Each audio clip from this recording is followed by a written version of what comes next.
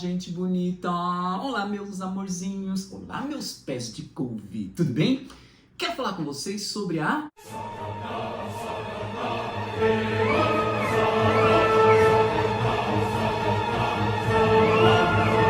Calma, gente! Não precisa ter tanto medo dessa prova assim, não. Na verdade, eu estou aqui para te ajudar a não sofrer com a FUVEST. Na realidade, eu estou aqui mais para falar sobre o quê? Sobre a lista de livros de literatura cobrados pelo vestibular da FUVEST 2025. Mas antes disso, deixa eu fazer uma orientaçãozinha em relação a uma coisa que, em geral, o pessoal fica muito perdido.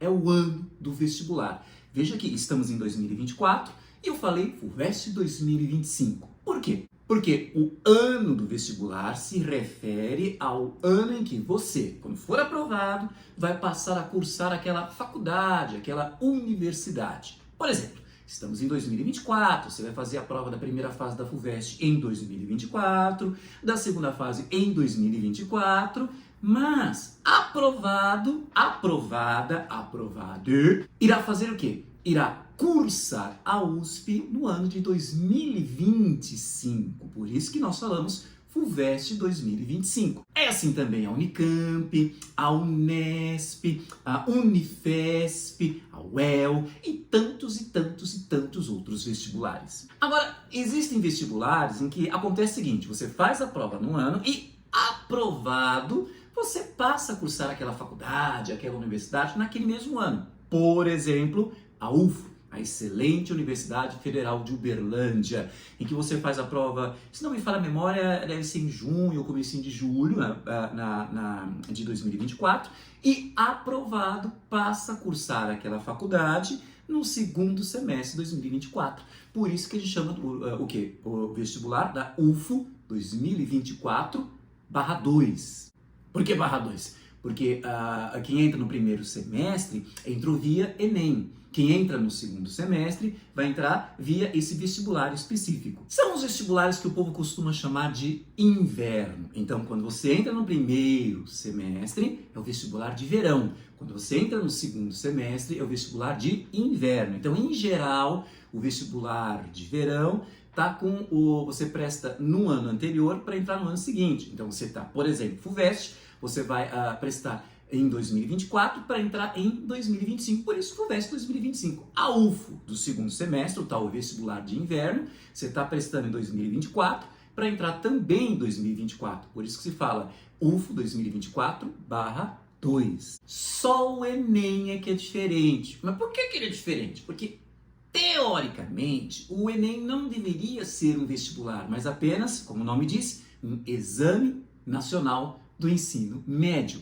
Um exame que vai avaliar como está o nível dos alunos que estão terminando o ensino médio naquele ano. Então, este ano que nós vamos ter o Enem 2024. Em resumo, então, você que está em 2024 para prestar vestibular da FUVEST, para começar a cursar a USP em 2025, então você está prestando FUVEST 2025. O que quer dizer que você tem que se preocupar com a lista de livros de literatura cobrados pelo vestibular da FUVEST 2025. Não é a de 2024, que é outra, é uma lista diferente, não vá ler livro errado. Então, depois dessa introdução, já é chegada a hora do quê?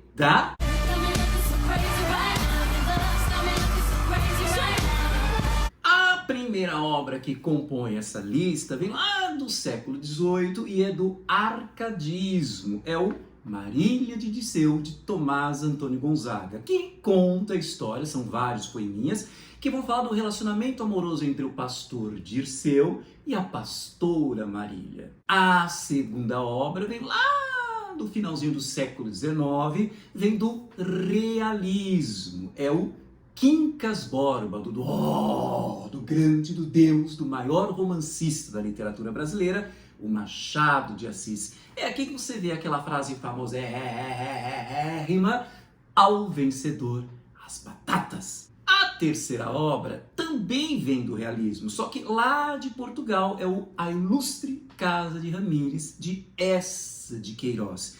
que é uma narrativa, eu amo, né? Mas não sei, ele não tá na vibe de quem tá terminando o ensino médio, tá prestando vestibular, mas deixa quieto, depois eu faço mais comentários sobre isso. É um livro que vai ter duas narrativas. Você vai ter um sujeito no final do século XIX, Gonçalo Ramírez, casa, quer dizer, família, né? Que vai falar sobre o seu passado, sobre o seu ancestral lá na Idade Média.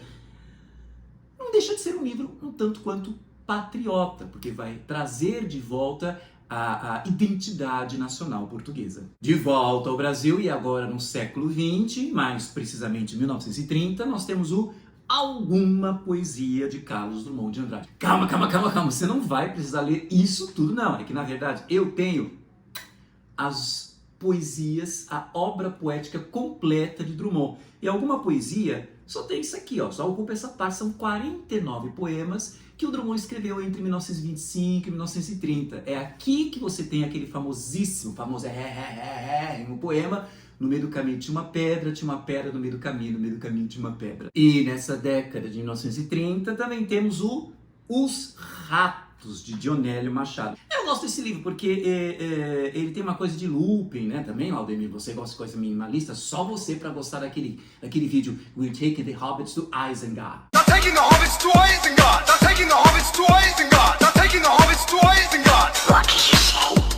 The hobbits to Isengard. To Isengard. Mas de fato, é uma narrativa em looping, né? Uma narrativa em que você vai ter uma personagem se humilhando o dia inteiro para conseguir arranjar dinheiro para pagar a dívida que tem com o leiteiro. Se não conseguir esse dinheiro, tadinho, o filhinho dele vai ter dificuldades na alimentação. Estamos então no contexto do neorrealismo da década de 1930, né? Super focado nos problemas sociais. Já em 1946, mais ou menos, né? Você vai ter o Água Funda de Ruth Guimarães, que é uma obra que eu achei super interessante, que lembra um pouco o Guimarães Rosa pelo aproveitamento da cultura popular, do jeito do narrador, que parece uma coisa, um oral super elaborado, mas ao mesmo tempo tem uma forte consciência social. É um livro que no começo você vai ter uma certa dificuldade para ler, porque você está no meio de um monte de história, mas coragem, vai lendo, você no finalzinho você vai conseguir amarrar todas aquelas pontas que parecem soltas.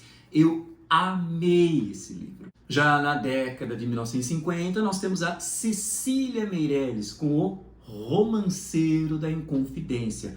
Calma, não é porque você vai ter que ler isso tudo não, né? Que eu também tenho as obras completas, a poesia completa da Cecília Meirelles. Na verdade, ó, é só esse trechinho aqui. São poemas que vão falar, como o próprio nome do livro diz, sobre a Inconfidência Mineira, colocando como figura de destaque, elevando a quase como um mito, a figura de Tiradentes. E de Moçambique, publicado em 1964, nós temos os contos de Nós Matamos o Cão Tinhoso, de Luiz Bernardo Roana, que, na verdade, eu sempre falo isso, é um livro que você precisa ler duas vezes. A primeira vez para você tomar contato e aguentar o tranco dessas histórias extremamente pesadas, difíceis mesmo, é um livro muito, muito pesado, muito doído, mas na segunda leitura você já percebe algo de literário, de sublime, aquela luzinha sublime de esperança no fim do túnel. Estamos aqui no contexto da opressão colonialista portuguesa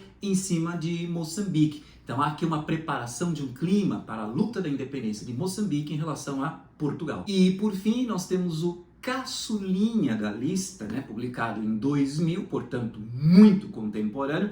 Não é à toa que é sucesso. Você tem aqui, ó, o HQ, tem a minissérie da Globo, que é o Dois Irmãos, do Milton Ratum, aquele que é considerado o maior romancista da literatura brasileira vivo. Trata-se da história de dois irmãos, o Jacob e o Omar, que tem uma inimizade, né, que vai acompanhar a narrativa inteira. Agora, eu acho interessante que esse que é o elemento que chama a atenção, essa briga entre dois irmãos, né, dois gêmeos. Essa briga ela